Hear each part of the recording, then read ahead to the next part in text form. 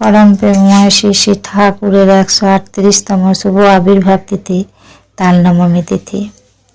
এই তালনবমী তিথিতেই পরম প্রেমময় শ্রী শ্রী ঠাকুরের জন্ম হয় পাবনা জেলার হিমায়তপুর গ্রামে সকাল 7:05।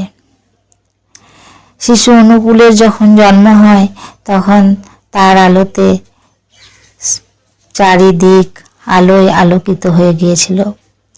পাশের গ্রামে চাষিরা চাষ করছিল।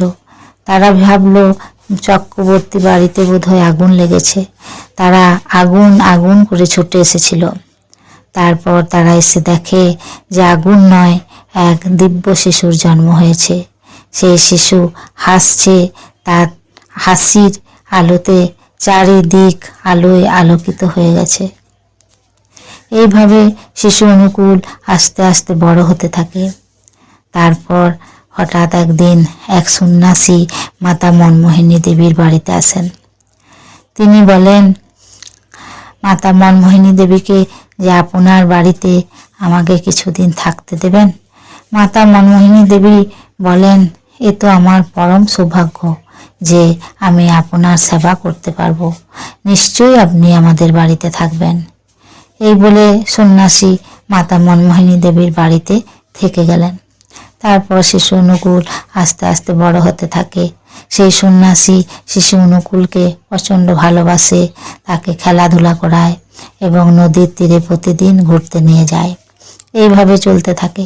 তারপর একদিন শিশু অনুকূলকে নদীর তীরে নিয়ে গিয়ে সেই সন্ন্যাসী বেল ফুল তুলসী পাতা দিয়ে পুজো করছিলেন।